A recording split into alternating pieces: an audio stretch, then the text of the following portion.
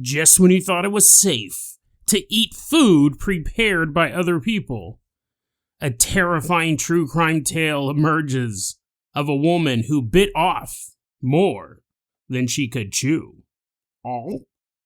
And then, we're all familiar with the phenomenon known as missing 411.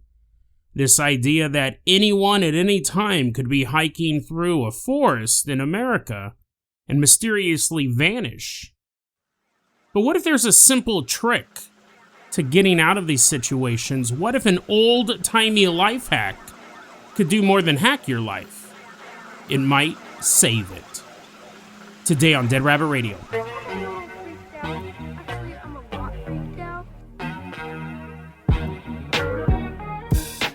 Hey everyone, welcome back to another episode of Dead Rabbit Radio. I'm your host, Jason Carpenter. I'm having a great day. Hope you guys are having a great day too, and I hope you guys had an awesome weekend. Over the weekend, we had our 8th anniversary live stream special. It was a lot of fun. I wish you could have been there. Maybe you were. Maybe you were one of the people who were there. It was a lot of fun. It actually was the longest I've ever done. It was about 2.5 hours.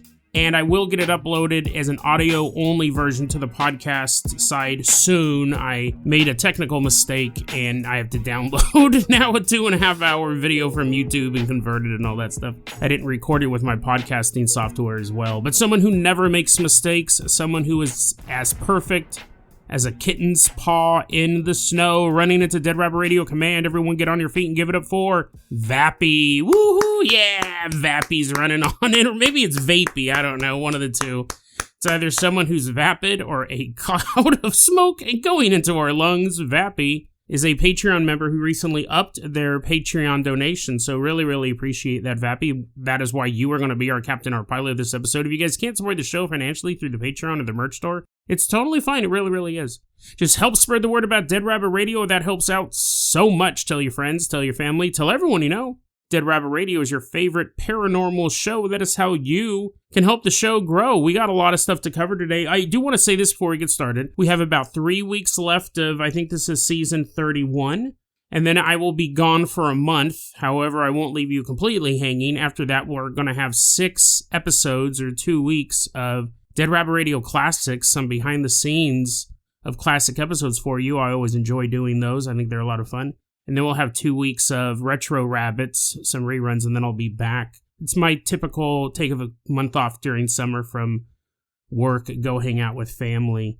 So I'm looking forward to it. Watch a lot of fun movies with my mom. Okay, Vappy, let's go ahead and get this party started. I'm going to go ahead and toss you the... Let's go classic. I'm going to go ahead and toss you the keys of the Jason Jalopy. Everyone climb on board this Chitty Chitty Bang Bang style car as Vappy drives us out of Dead Rabbit Radio Command all the way out to Oklahoma. Specifically, we're headed to Broken Bow, Oklahoma. It's March 2026. We're driving all the way out to Broken Bow, Oklahoma, and you know what? I'm like, yo, Vappy, I'm feeling kind of hungry. Actually, right now, my stomach's like, I don't feel good at all. I feel actually kind of sick in real life. Last night, in the middle of the night, I had to clean up cat diarrhea, which, on one hand, is less gross than the story I'm about to tell you. On the other hand, like, it was this obviously was disgusting. It was kitten diarrhea, if that makes it any grosser. Like, no, it kind of makes it more cute. It's a little kitten going, squeezing his little whiskers together as badly digested wet cat food comes out of the kitten's anus. It's adorable. It was like, I don't know, 2, 3 in the morning. It was 3 in the morning, actually. I remember specifically because I was just going to bed and I was like, what's that terrible smell? And I go, I'll clean it up tomorrow. Because, you know, other people were asleep in the house. The kittens were asleep. I didn't want to make a big ruckus messing around with the litter box. So I get into bed. And I can't sleep if something smells bad. I can sleep in loud noise areas. I can sleep under bright lights. But I can't sleep around bad smells. Bad smells are actually wake me out of a deep sleep. So I'm like trying to cover my nose. And I figure, you know, eventually I'll get used to this. I didn't know it was kitten diarrhea at this point. I just thought it was normal cat poop in the litter box in another room. And I'm laying there, I'm trying to go to sleep. I can't sleep with covers on my face. It's just a terrible thing all around. And finally, after about a half hour of trying to fall asleep, I go, fine, I'm going to have to track this down. I'm going to make a ton of ruckus. I got to clean this poop up. And that's when I realized that it wasn't cat poop, it was kitten diarrhea. And it wasn't in the litter box. It was in the bedroom I was trying to sleep in. And that's why I was like, why is the smell getting stronger? Shouldn't my nostrils have gotten used to it? Nope. So about 3:30 in the morning, I'm trying to clean up kitten diarrhea. A lot of it, too. I mean, I thought we should weigh the kitten in the morning, make sure it still has all of its internal organs. There's a lot of it.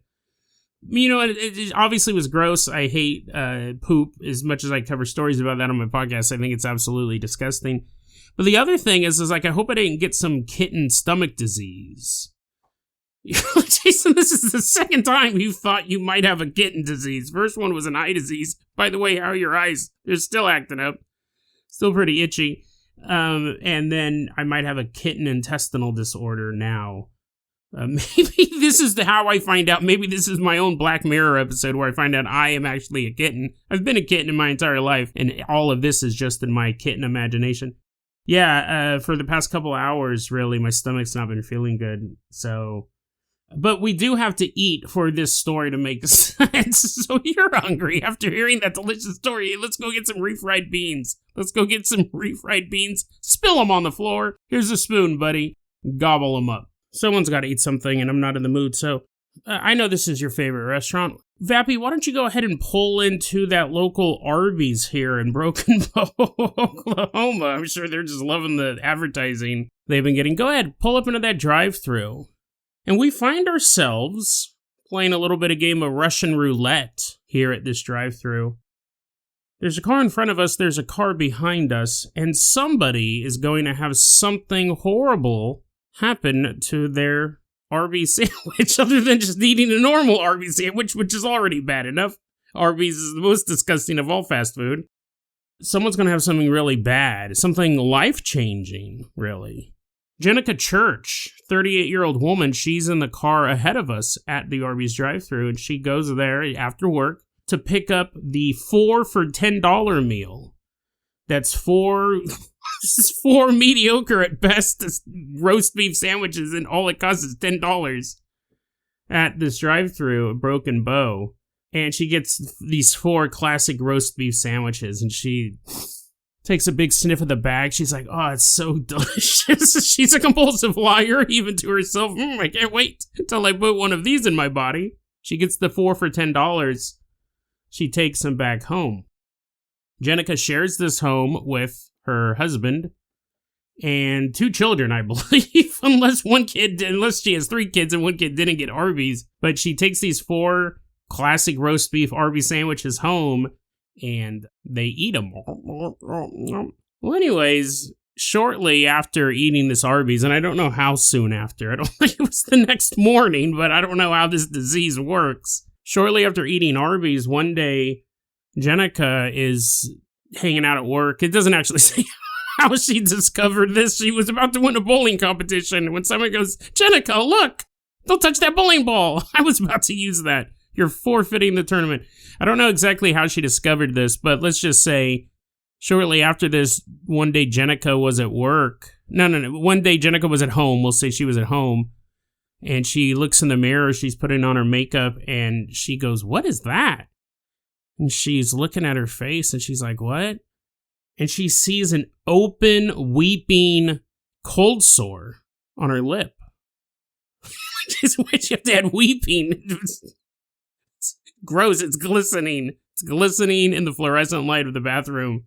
She has these painful cold sores all over her mouth. She goes to the doctor to get them treated, and she gets tested.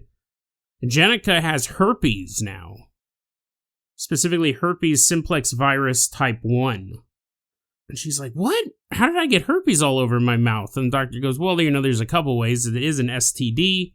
It's actually a very common disease. It's one of those things like deodorant that no one cared about body odor until deodorant was made. That's what they say. I'm sure every so often someone was a little extra stinky.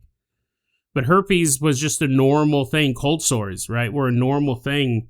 And then they became something to become ostracized over. It's fairly common. But Jenica, she's like, how did I get herpes? My husband doesn't have herpes. I haven't cheated on my husband. I think you'd be suspicious that your husband might have cheated on you, but that could easily be cleared up with the test. Right? If he doesn't have herpes and he's the only guy you're kissing, then what could be going on? Well, she has a suspicion because she's been hearing rumors around town And that is, I mean, I feel really bad for Jenica and her family because of this story, but I will say this, if I heard these rumors around town, I probably wouldn't go to Arby's anymore. Jenica heard rumors that one of the workers at Arby's was not only spitting in the food there, but bragging about it. Imagine that, right? You're hanging out with your boys at a party, and this girl walks in, and you're like, yo, what's up? And she's like, dude, you won't believe the crazy day I had. I spit on people's food all day long, but don't tell anyone. Don't tell anyone, even though I'm saying that at the top of my lungs at this party, like it's supposed to impress anybody. There were rumors around town that a woman named Amanda Hendricks, 38 years old, was bragging about spitting in people's food at Arby's. She worked there. Jenica calls the police, tells them about this. I'm actually surprised the police took it seriously. The chief of police has a cold sore. He's like, oh, I was wondering how I got this. I thought my wife cheated on me. Let's get to the bottom of this, guys. The police investigated this, and they went and got surveillance video from that Arby's restaurant, and they saw on video Amanda removing roast beef from the slicer, and then makes those thin slices of roast beef. Amanda removing roast beef from the slicer, and according to the police report, it says Amanda, quote, lifts to neck level and leans her head down, and you can see the saliva leave her mouth and go into the sandwich, unquote. Now, this was actually video footage. I'll give you guys a second. You're like, oh, that's disgusting. The police are watching it in HD. They're like, look, you can even see the herpes. You can see the glint in the herpes eye as it's leaving this piece of saliva landing straight on the sandwich. This was the surveillance video from the night Jenica bought the Arby's. Now, Jenica had bought 4 for $10. Amanda allegedly, I should say, it's on video, but illegally, allegedly, she only spit in one of them. And Amanda did indeed have herpes. She confessed to the police that she did it. She's been charged with a felony, which is the charge is poisoning food or medicine with intent to injure, because Amanda knew that she had herpes. Whether or not she intended to give Jenica herpes, who knows? I think she was just bragging about spitting people's food, but she might have also been bragging. She's like, look at all these open sores on my mouth. They're weeping tears of joy because I'm spreading their brethren throughout the town of Broken Bow. Now, who wants Arby's? She shows up to your house party holding a bunch of bags of Arby's. It's crazy to think that she spit in one sandwich and it could have gone to Jenica, which it did. Her husband could have gotten it. It could have also gone to one of their kids. Imagine being 6 years old with cold sores. It's permanent, right? You're going to have herpes for the rest of your life. Jenica is suing Arby's now. I don't know if I'm sure Arby's will just cut her a check. They basically give her free Arby's for the rest of her life. She's like, no deal. Give me anything else.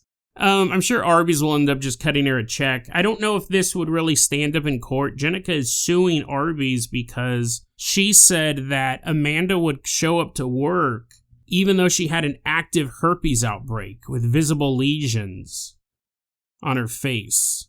But that's what she's suing. She goes, she had an open, active herpes outbreak, and she was still working. They still allowed her to work. Jenica says that she's very afraid that she may spread it to her husband and her 2 children. Their 2 children as well, which would be a fear. It's super contagious, right? Apparently, it can be spread to kids. In 2020, obviously it can be spread to kids, but not really thinking about it. In 2025, this was a big news story. In 2025, a 2-year-old boy was kissed on the face by a acquaintance. They don't really say if it was the grandma or, the aunt or anything like that. But anyways, this 2-year-old baby was kissed on the face, and the person who kissed him had a active herpes outbreak. And the child ended up going blind in one eye because of it. They are working at getting a transplant done, but the herpes infection, blinded the kid in one eye. So, the woman didn't mean to give the baby herpes, which is probably the most reassuring sentence your boss walks in on. It's like, oh, good. I'm glad you're listening to that podcast again. And I'm glad he said it was a good thing that woman didn't give that baby herpes. Carry on.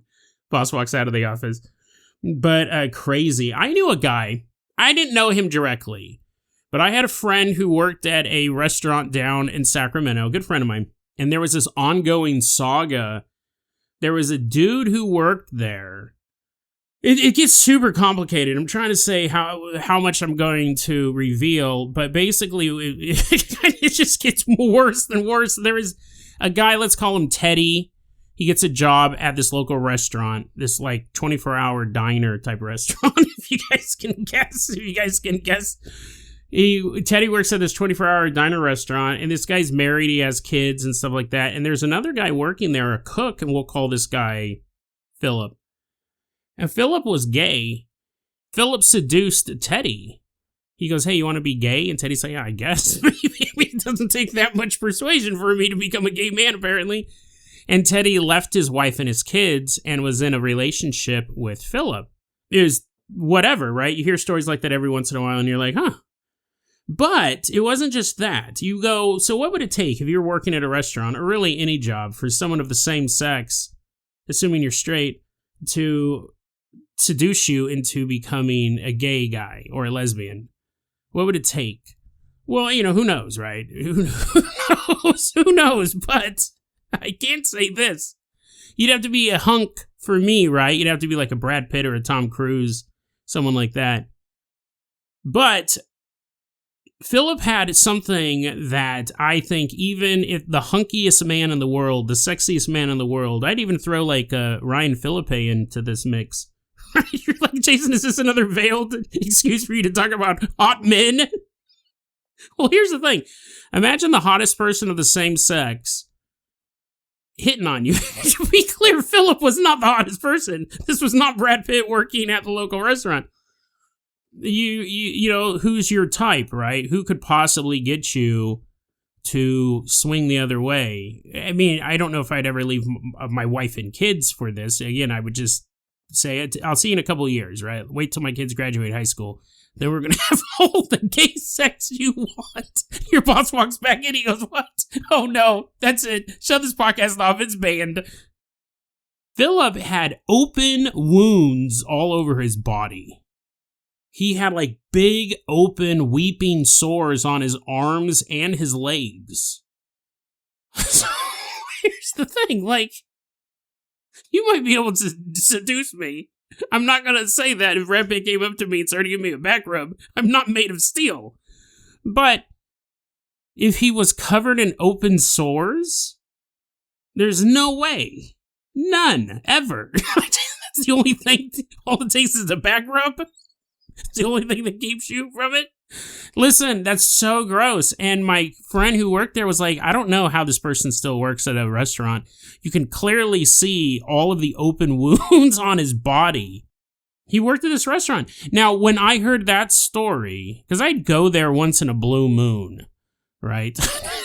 It's like, is Brad Pitt here today? I'm all looking around. I'm like, oh, my back, it sure is tight. Oh, is there Brad Pitt around? Give me a back rub. Oh, I'll leave.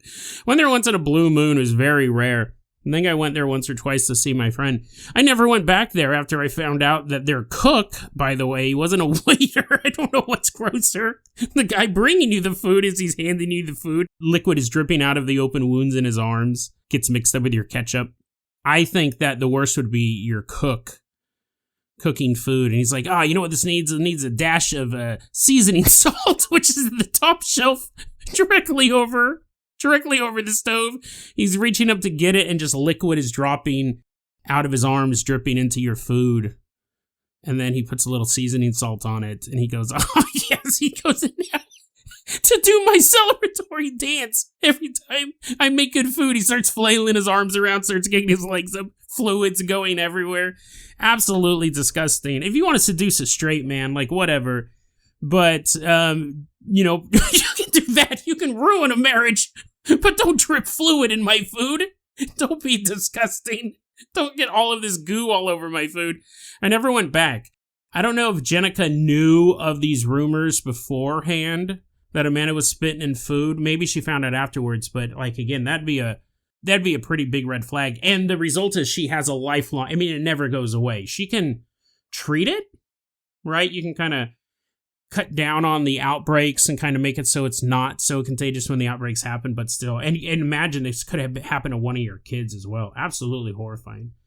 I don't know if the lawsuit will go through, but Amanda definitely will probably face some jail time over that charge. Absolutely gross. Vappy, I'm going to go ahead and toss you the keys to the world-famous Carpenter Copter. We are leaving behind Broken Bow. Why don't you fly us all the way out to the United Kingdom?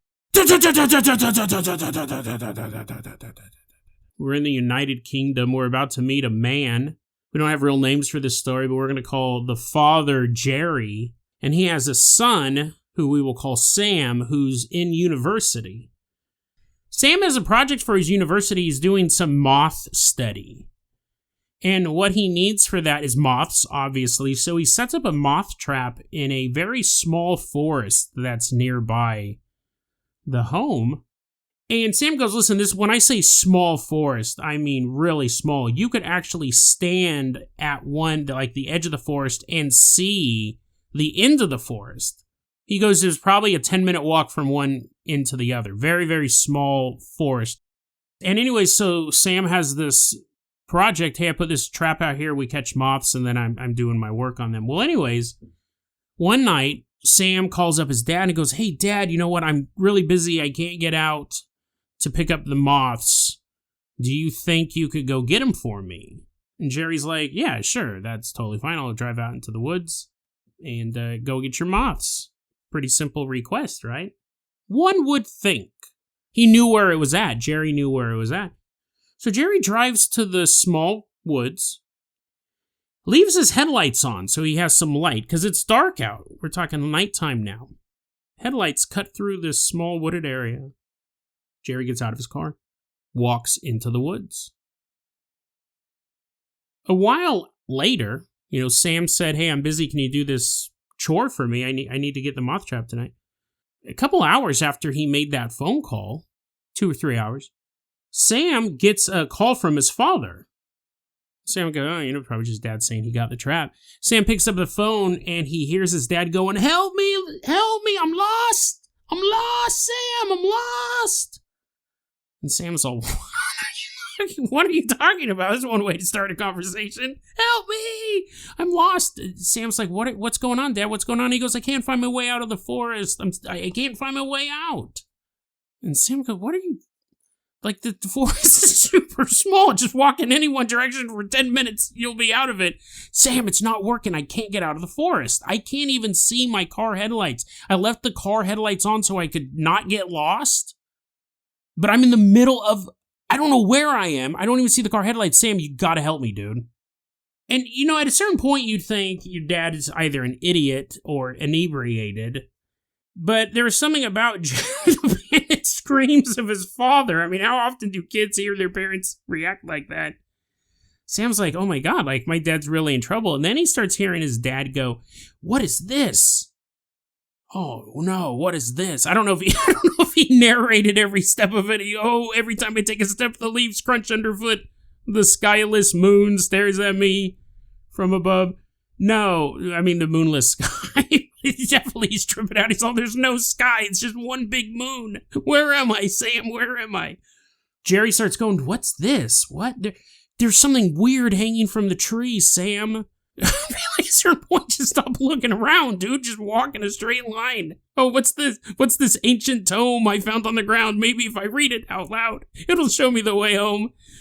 And Jerry starts seeing these weird objects hanging from the trees, and he keeps going, I can't find my way out. And at this point, he'd actually been wandering around. Well, what's funny is that, so basically what Sam tells us is that the call ended, and his father continued to wander around for about an hour after the phone call, until he finally found his way out of the woods. And I don't know if the call ended because it got disconnected, the father got sucked into an alternate dimension where there is no AT&T cell phone towers, or if, maybe Jerry's like, okay, maybe I should stop talking on the phone and screaming at the top of my lungs. An otherworldly predator could be stalking me nearby. Or if Sam goes, Dad, that's all pretty cool and all, I guess, but I'm busy. I got stuff to do. You'll find your way out. Well, whatever the case, the call ended, And Sam said the call ended, and then Jerry continued to walk around for another hour after that, till he finally found his way out. The next day, once the sun had arrived, once the skyless sun had peeked over the horizon, Jerry returned to the woods, and he was curious, right? He goes, what in the world happened last night? How did I get lost for so long? And he also, here's the thing, like, you could go, oh, you're lost, you're just wandering around. It was weird that he couldn't even see the headlights of the car. What he specifically went back for, because the one thing that would be a clue that it wasn't some sort of delusion, that something that he could hold on to, was one of those items that were hanging on the tree. They were just described as weird items. They were described as weird items, and Sam said the way he described them made it sound like the twig sculptures from the Blair Witch Project. So just like probably twigs and twine tied together. Jerry goes back the next day, and he walks into the woods, and it's normal. It's normal size as it's always been. He doesn't get lost at all. And despite the fact that he wandered around the woods during the day, he never found any of those weird items hanging from the trees. And this is interesting because Sam goes, my dad's not into horror movies, and he's not into anything about the paranormal, and this experience has always shook him because of it. If something like that happened to you, it happened to me, we'd be terrified, sure. But we could start to put it into category once we got out. Once we were safely home, pocket full of little pieces of wood, you're like, oh, I'll sell these on Etsy. We could start putting things in categories. We could try to figure out what that was. We have kind of a knowledge of missing 411, for example, or the Blair Witch Project. But for someone who doesn't engage in horror content or paranormal content, it would be a complete shattering of what reality is. Something happened to him that only happens in movies, and he doesn't even watch those movies, so there was really nothing he could compare it to. Except for, I thought this was really interesting. So that story took place in the United Kingdom. But stories like this happen all over the world. We've covered quite a few on this podcast. Most famously, the other story of missing 411, people who disappear in the woods and have bizarre tales to tell if they are found alive. A lot of people are never found, and some are found in inexplicable locations. A lot of weird stuff involved in missing 411 type stories. That's a modern word, but the lore behind it goes back centuries. I thought this was really interesting. In Finland, they have a word for it. It's called metasimpedo. Probably not that. Jeffrey Epstein's Island of the Forest. Metasatapedo, again, whatever. It means forest cover. And this is the idea that this is pretty popular lore in Finland. I don't know how much it is talked about today. It's this idea that the forest has the ability to swallow people up intentionally, where you can go into the woods and it can camouflage you. It can change itself so you won't find your way out. It can also, while you're in the woods, this is even more sinister. So the idea of a shifting forest would be really scary, right? It's the back rooms, but it's not. It's the out rooms. You can't find your way out. It's a constantly shifting landscape, and that would affect you. But what's interesting, another thing that the forest cover, and there's types of this all over the world. We'll talk about a couple other ones coming up, but I want to focus on the Finnish one because I found a bunch of cool info on it. Not only can it make it hard, if not impossible, for you to find your way out, if you go missing, most likely there's going to be search parties coming in after you. And when the search party comes in, the forest will not shift around. It's trippy to think about it, right? So you're in the forest, and visually the forest is changing, but technically you're still on that same patch of land. The forest is reacting to something you did. It's not letting you out. However, that forest in the UK, we've covered stories where people have been teleported to alternate dimensions. Like the sky is different, the plants are different. We've done stuff like that. It's almost like the forest, the geography is the same. It's on that same patch of land. That is a 10-minute walk from end to end. But if the image of the forest is constantly changing, it's misdirecting you to go this way, that way, or whatever. Or you think you're walking in a straight line, but you're actually walking in a circle, which is actually common. A lot of people, when they get lost, will walk in a giant circle because humans tend to favor one leg over the other. And if you don't have a visual point of reference, if you don't see a mountain in the distance or a building, a giant tree, whatever, you favor your right leg. People do it, or your left leg. People just do it subconsciously. In a large enough area, you will walk in a circle. It happens a lot. We've studied it. We know that it happens. So they say if you're lost and you have a point of reference, you look off into the distance, you keep walking straight towards that, regardless of that small nudge to move in an area. With a forest, it's a lot harder. They say if you're lost in the forest, because people do this, what happens is in a normal forest, in a non-paranormal forest, humans have a inclination to cross the same side of the tree each time. If there's a tree in the middle of your path, some people will cross it on the left, other people will walk around it to the right. Now, what if you did that for every tree you came across? Because we have an inclination, right foot or left foot. If you took a right turn, however subtle, if you walked the right way around a tree in your path, over a long enough period, you will end up back where you started. A long enough distance.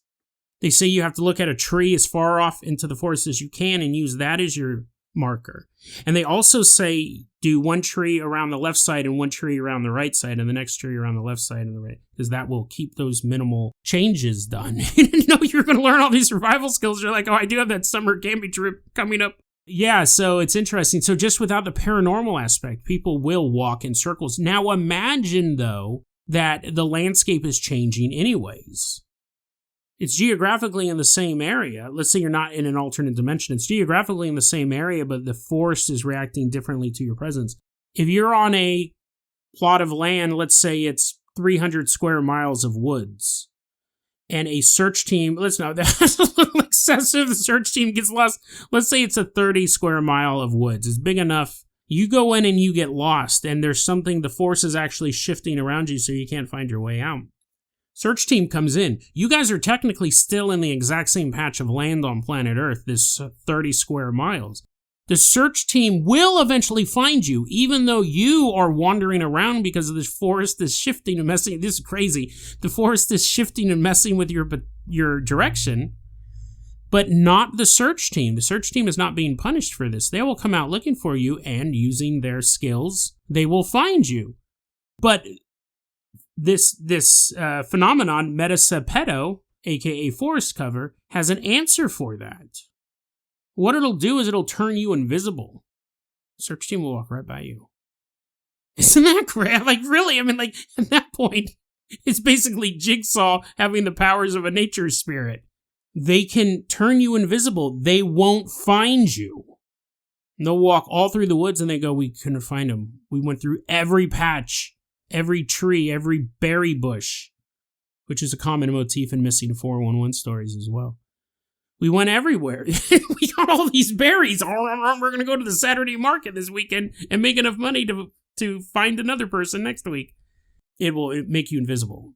Not only will it turn you invisible, because then you go, well, then won't the search team hear you just screaming for help? It'll also take away your ability to make noise. It will sometimes completely paralyze you. Sometimes people have reported they can't move a muscle, while others said, I just wasn't able to scream.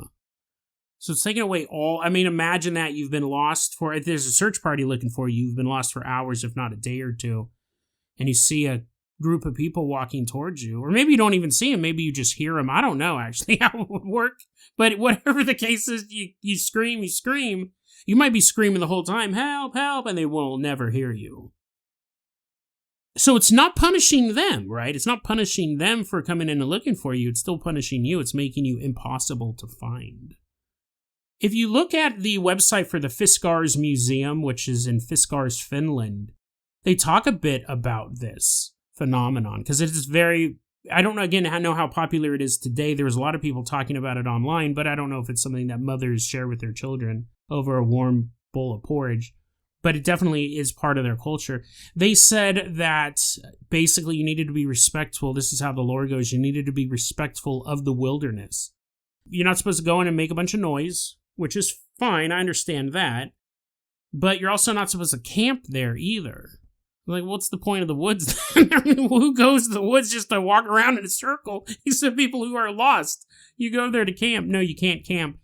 Apparently, you can actually, at the edge of the forest, what they say. I mean, this isn't official Viscar's museum policy. You must do these things, otherwise you will vanish. They're just explaining the lore. If you leave a offering for the forest, then it will leave you alone. They said it could be game, some meat, a dead deer or something like that, tobacco or alcohol. I think it's the museum director and goes, oh yes, and the forest currently lives in my house. So if you have any alcohol, tobacco, or fresh meat, send it to me and I'll make sure the forest doesn't gobble you up. Also, you could recite poems to appease the forest spirit, which if I was a forest spirit, that would probably just kind of piss me off. I'm like, where's the alcohol, bro? Is your poem about Jack Daniels? Because if it's not, I'm going to gobble you up. You could recite poems. I'm assuming they'd have to be good poems and not like really trashy bad poems. Anyways, there once was a man from Nantucket, and the forest is like, oh, I've never heard this one. I wonder how it ends. It's interesting because of this phenomenon is known mostly because it will do this to livestock. Which is funny because when a person goes missing, there's generally speaking, a huge effort to find that person. But if it's a cow, if it's a duck, a chicken, sometimes it's even pets, so a dog or a cat gets swallowed up by the forest, the owner and their family will go look for that cow, go look for that duck. But they never find it. The forest has actually swallowed them up. It'll do it to humans, but domestic animals, pets, is what it seems to happen to the most. And is what it seems to happen to the most. And I wondered this, I couldn't find an answer to this, because we would never know. And my question was, does it also do it to wild animals? Because we would never know. You would know when your cow was missing, but you wouldn't know if there was a fox in the woods that got lost and just wandered around until it starved to death. Because it doesn't just target humans. And when I say, like, it targets you, it's after you, to say that you just need to be respectful of the woods, what's a cow supposed to do? Cow's supposed to, what's that? Oh, tickety dog, the mouse ran off the clock or whatever it is. What's that one with the cow jumping over the moon? Hey, fiddle, the cat. Wait, what is it? Hey, middle, the cat and the fiddle, the cow with the silver spoon. And then he jumped over Hey diddle, the cat and the fiddle, the cow. Oh, hey diddle, the cat and the fiddle, damn it. Hey diddle, the cat and the fiddle, the cow jumped over the moon. The mice got lice and the kitten had diarrhea and the knife ran away with the spoon. Something like that. What's the cow gonna rhyme? What's the cow gonna do? There's other terms for this. I thought this was interesting. There's a metasenecato, which means the forest's secret place for hiding things. Like, that's a sinister thing, right? Because the thing is you. It's not like, oh, I want to keep all of my little friendly furry animals safe from hunters. No, you are the thing that's being hid. In Swedish, like this is a thing that's all over the world. In Swedish, they call it Skogen Håller, which means the forest keeps. It's creepy. I'm surprised I've never run across this before. That's what I love about doing this show. We're 8 years in. We just did 8 years a couple weeks ago. I've never heard of this. It's Missing 411 that goes way back, so much so they have names for it. It's in the lore of these countries. In China, they call it the ghost wall, or the ghost building a wall. And it's the same thing. You're in an area that will not let you leave. It's not a vortex, it's not a wormhole. The nature around you is making a decision to imprison you. When you look around the world, you see these things these experiences, and in America we call it Missing 411, but we see these experiences kind of have certain things in common. One, this usually happens to people who know the area well, like Jerry and Sam in the first story. This wasn't their first time into the woods. They had been there multiple times. They were putting this moth trap down. At night, right? They had to go pick this stuff up at night. It was usually Sam, but they knew these woods. Even though they know the area well, they're very familiar with it, they find themselves in unfamiliar terrain. Also, people have described the world falls unnaturally silent. That's a phenomenon we come across in all sorts of paranormal stories. I think it's more noticeable in nature stories because it's usually so noisy anyways with birds and bugs and animals. It does pop out. And then the people who survive this at least say, I just wandered around endlessly. I couldn't find my way out. This last one we'll talk about here is maybe not as sinister, but I think it's kind of funny. I think it's kind of funny because imagine you've been walking around in the woods for what seems like days, and it actually has been days. You're familiar with this patch of land. You can't find your way out. You're panicked. You're screaming. No one can hear you. You're invisible. And then you look down and you see on the ground some delicious food. You see like a big loaf of bread and some freshly sliced roast beef from Arby's. And you didn't hear the first story. You're all yummy. I'm going to rub this all over my face. I'm so happy to have this food. But then when you pick up the piece of bread, the loaf of bread, and you take a bite out of it, it's actually a large stone. The forest tricked you. I mean, again, they're just being mean at this point. They've already turned you invisible, and they have you trapped in an endless maze. And then they go, oh, you know what would be really funny? To watch all of his teeth shatter as he bites as hard as he can into this delicious loaf of bread. But it's really a large rock. And then you go, well, at least this roast beef that magically appeared should be safe. You say between broken, bloody teeth. And you reach down and you start shoving the roast beef in your mouth, and that's when you realize it's a bunch of twigs. That was also an illusion that the forest had done. And it's just mean at that point. It could have just made no food appear, right? That would have just been just as evil. You're starving to death, but instead it makes it look like delicious food is there. You end up hurting yourself. So how do you get out of this situation? Because obviously people have gotten out of the situation. I'm sure some people have gotten out of it just through sheer luck. Were able to find their way out even though the force was shifting around them. Because again, we're not talking about them being teleported to an alternate dimension. They're still on Earth. There's just something... They're being covered up. People do find their ways out, but if you want the life hack, if you want a hint on how you can prevent this from happening to you, you've been listening to this podcast. You're like, yes, I've been trapped in the forest for 14 days, man. Come on, dude. Hurry up. Get to the ending. Oh, look it. I'm so hungry. There's some refried beans sitting on the floor. Clearly the forest won't disguise cat diarrhea as refried beans. Let me eat this real quick. And then listen to the ending. Here's how to get out of this. And this is really interesting because the lore all around the world has an answer for how to get out of this. And I wonder if it could be used for the missing 411 phenomenon. It could save a lot of lives. The answer could be really simple if you get stuck in one of these situations. Instead of, thinking that it's Bigfoot or thinking you're just lost and you need to look at your compass one more time. I think it's interesting because I wonder if this could apply to the people who get lost in the missing 411 type scenarios. If it's really this easy, because this is a worldwide phenomenon. This has a simple fix, and this answer is what we see around the world, and maybe it would help out people in missing 411 situations as well. Very simple.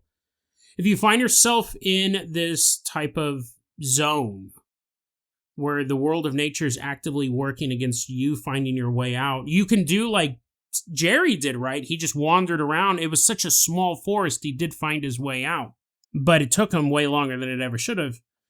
Here's a hack for that. If you find yourself in this situation, one, you can turn your clothes inside out. And this is this idea of inverting the world around you, because it is changing. It's kind of weird, right? So then you become part of the reverse world. If you put your clothes on inside out, or some of the stories say put them on backwards, you look like crisscross. That's how they got those awesome clothes. They got lost on their way. That's why they missed the bus that one day. That's an old reference, because they got lost.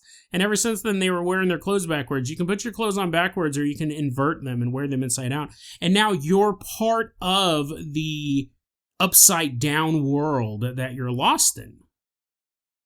And when you do that, the world returns to normal. You can see your way out because the forest doesn't realize that you're not part of the illusion almost. You basically hack the system, and it thinks you're part of the program and not an intruder. You turn your clothes inside out, or you put them on backwards, and then you go, oh, I know exactly where I'm at. I've been in this forest dozens of times. Now I recognize the terrain, and you can walk out. You can do that. Another one is you put your shoes on the wrong feet. And apparently the same thing will happen. But I will say, if you're hiking, you're like, oh, finally, I see my way out. It's only a 50-mile walk in one direction. I just have to wear my shoes on the wrong feet the entire time. Apparently you can find your way out, but that'd be a little less comfortable. And then this last one I think is interesting because we're actually going to cover it more tomorrow. I found so many stories about this last thing that don't really even have to do with this particular phenomenon. Because when I was researching this, I look at lore all over the world, and I was just kind of Googling and researching. And this last one, it's so simple, and yet cultures all over the world use this technique to not just find their way out of the forest's cover, but to have the ability to see angels and demons, to see the true intentions of the people around you. But if you don't want to do that, if you just want to find your way out of the forest, you can get to a dentist and get all your teeth repaired. You can do this. What you do is you bend over. You're like, Jason, no, I'm done. You tricked me into giving you that back rub. I don't know why I did it. And ever since then, you've been following me in this forest. And I see you moving trees. You're changing the landscape. I'm not bending over. No. You have to do it, bro. Bend over and look at the world from between your legs. And again, this is very common in these missing stories when the forest has decided to keep you prisoner. You're inverting the world. When you bend over and look between your legs, you will see a clear path out of the forest. You've become part of this upside down reality. Literally, in this case. You don't have to walk out of the forest like that. You're like, finally, I'm out of the forest, but I'll never stand up straight again. I'm all walking up behind you. But what's interesting is when I was researching that, the idea of bending over and looking between your legs, there are stories all over the world about that particular position and what it can mean. And again, it's something like this. When I approach this story, I go, how could this apply to missing 411? Should this be taught in wilderness training classes in case you get lost? You go to the forest ranger and you're like, hey, what if I can't find my way out? And he goes, well, you can turn your clothes on inside out.